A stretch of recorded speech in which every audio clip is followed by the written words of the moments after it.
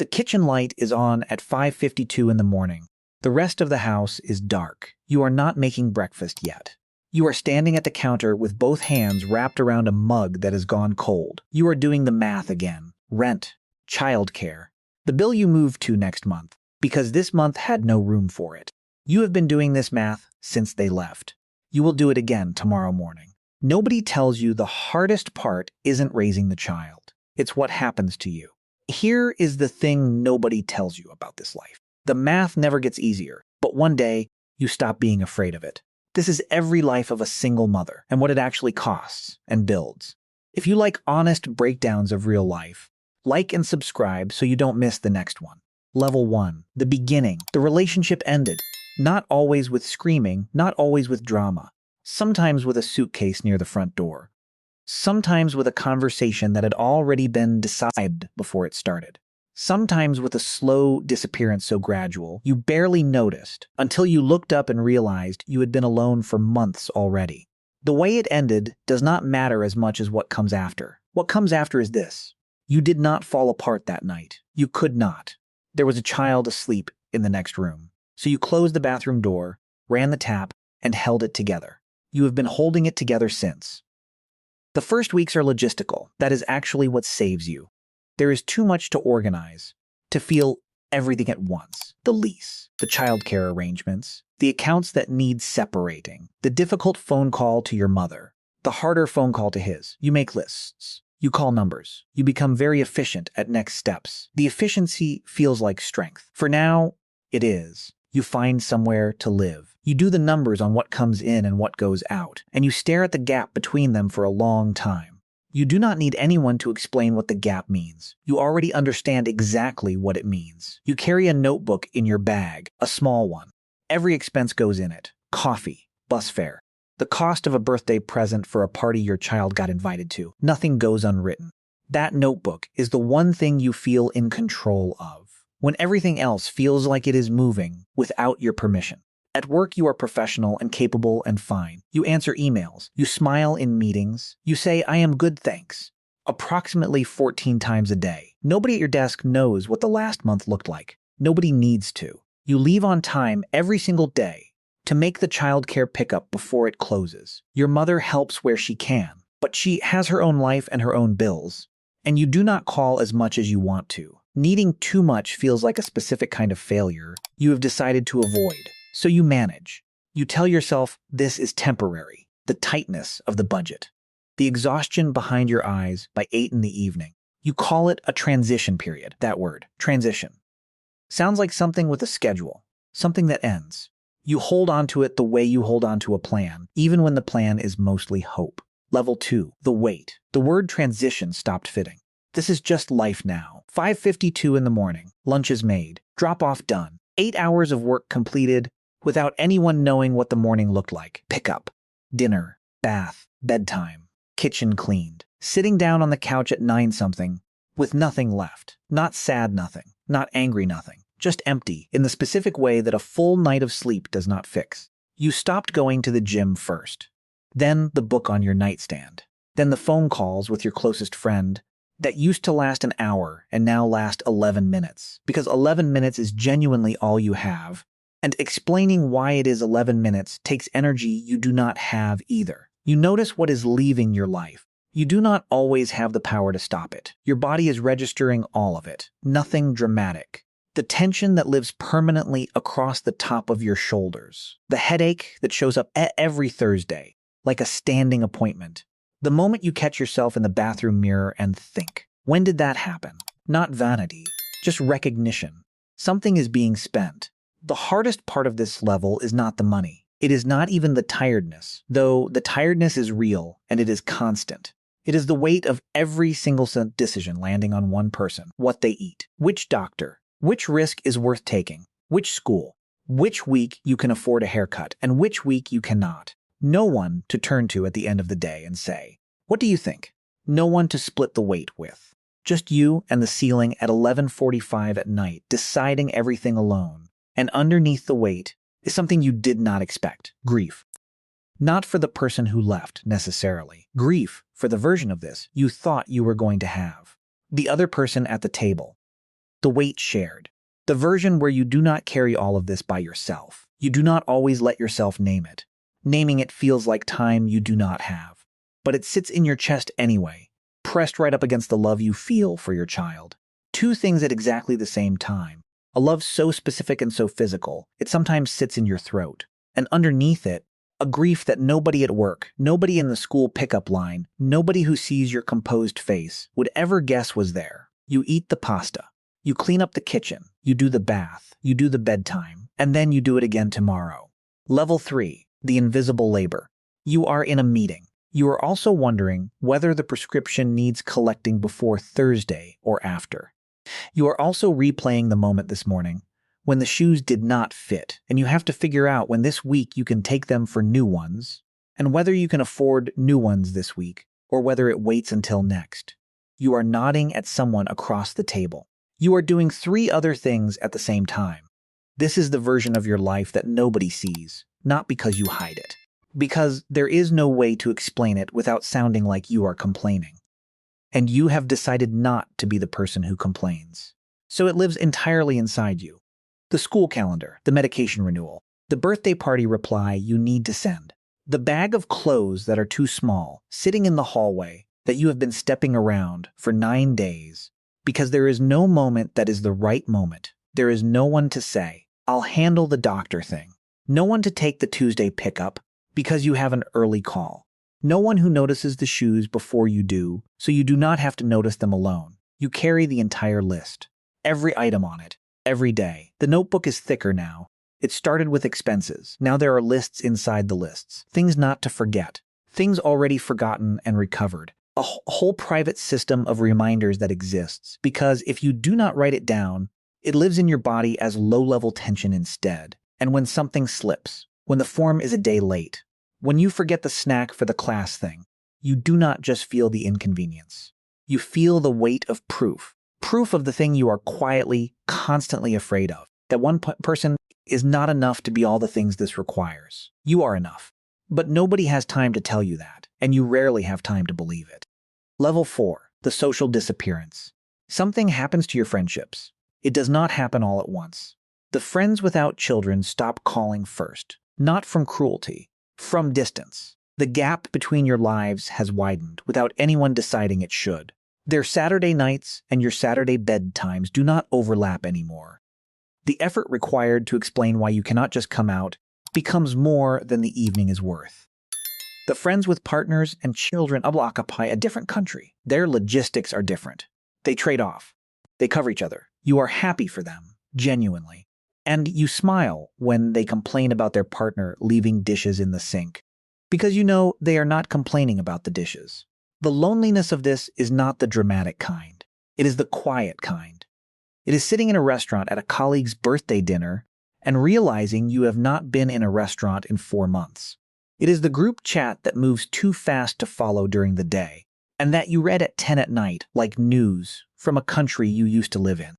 It is the moment someone says we should all get together soon, and you feel a small private flinching because you know the coordination required to make that happen, and you already know how it ends. You do not stop wanting connection. You stop having the energy to pursue it, and after a while, people stop offering, not because they don't care, because you always say you're fine, because you are very good at performing fine. Level 5. The dating question. Nobody talks about this part. Not honestly. At some point. Not immediately, but at some point. You become aware that you are still a person who is alone, not just logistically, in all the ways that word means. The desire for companionship does not disappear because you are busy. It just gets quieter, gets pushed to the back of the open tabs. And then one evening, someone is kind to you in a way you were not expecting, and the tab comes back to the front, and you sit with a feeling you had almost forgotten. And then comes the other feeling, the guilt. What does it mean to bring someone into this life? Into your child's life? How long until you introduce them? What if your child gets attached and then it ends? What if you get attached and then it ends? What do you owe your child? And what do you owe yourself? And how do you hold both? There's no one to ask who will not have an opinion about it. Your mother has one. Your friends have one. The internet has several hundred, and underneath all the opinions is the simpler truth. You are afraid. Not of the person, of the opening, of letting someone see this life and this version of you, the tired version, the organized version, the version that has gone cold inside herself in ways she has not fully mapped yet, and having them decide it is too much. You are afraid of being too much, so you stay cautious. Some of you do for years. Some of you eventually stop being cautious. Some of you meet someone. Some of you do not. Some of you decide slowly that you would rather be whole in this life than half in two. All of those are honest answers. Level 6, the identity question. Someone asks what you do for fun. You stop, not because you do not have an answer, because you genuinely cannot remember the last time the question applied. There was a version of you that had things that were only hers. A way of spending a Sunday. A band you cared about more than was rational. An idea of yourself in 10 years that had nothing to do with anyone else's schedule or needs. You cannot locate that person right now. She has gone quiet. Not gone. Just quiet.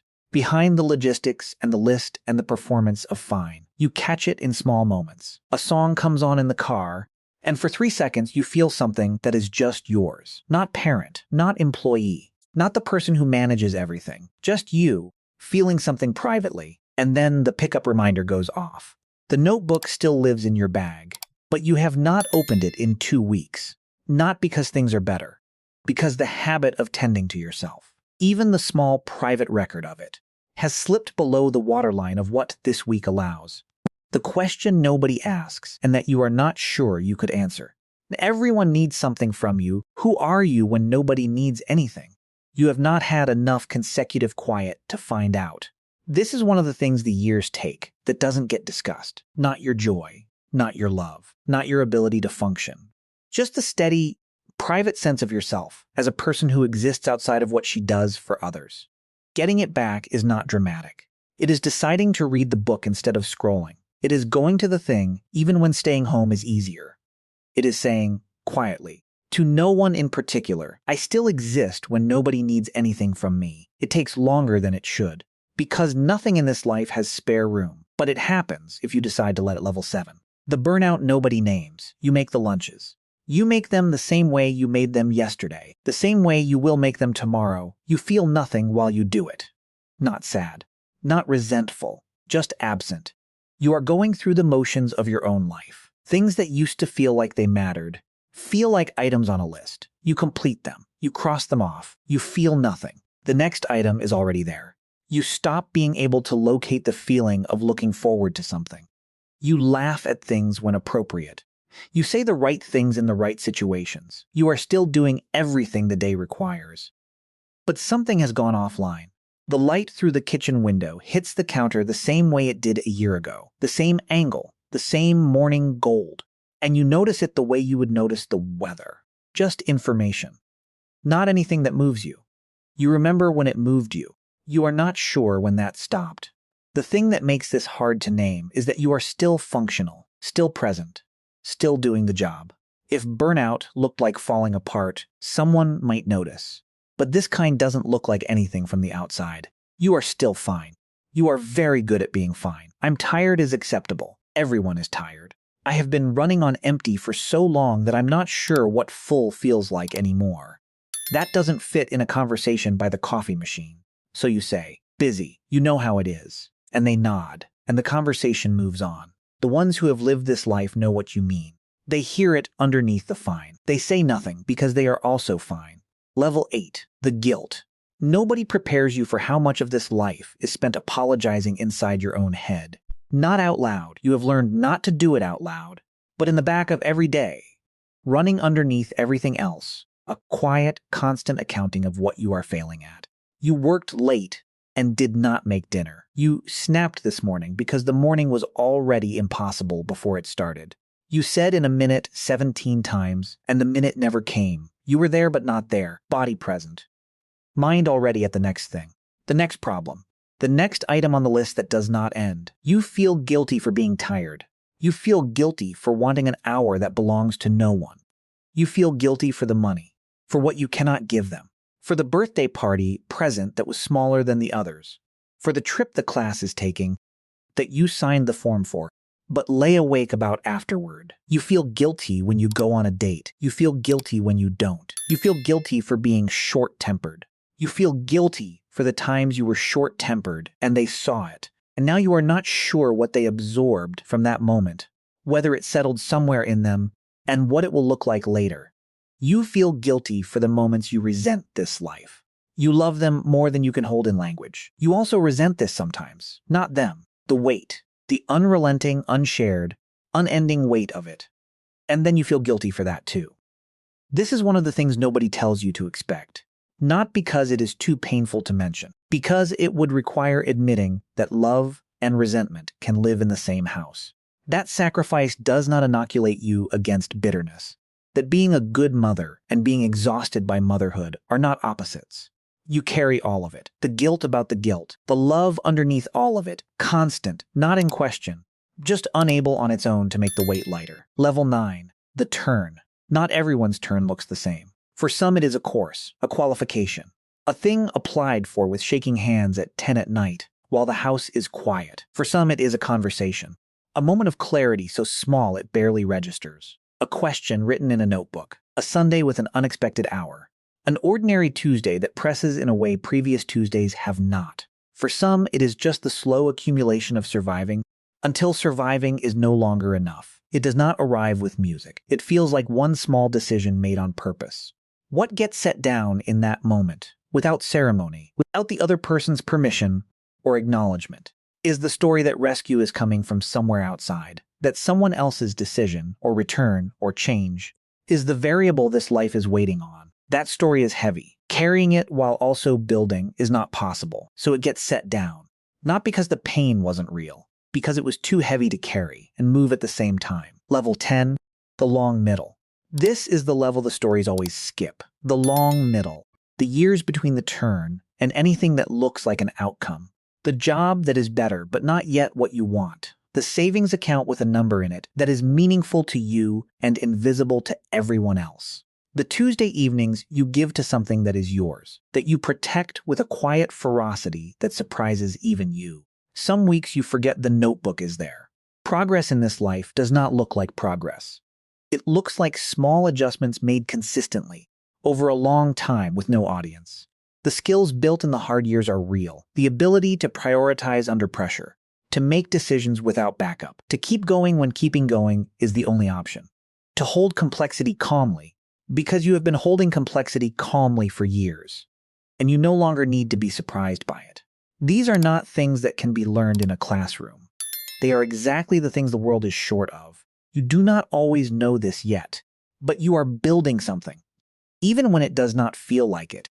Even when the week is long and the account is thinner than you want, and the headache behind your left eye is back, and the child had a bad night, and you are sitting on the couch at 9:20 with nothing left. You are still building something. You, not the role, not the function. You, level 11, what it made. You will not end up where you thought you were going at 24. Almost none of you do. The life you have built is not the life you planned. It is smaller in some ways. It is larger in others. The relationships that did not survive the hard years. You do not grieve all of them anymore. Some people could not hold the version of you that was being built. That is not entirely their failure. The version being built required a kind of space not everyone could offer. You name what was lost honestly, the ease. The lightness of a life that does not require constant construction. The version of yourself that did not know yet how hard certain things could be. Those are real losses. They mattered. It is honest to say so. And it is also honest to say this.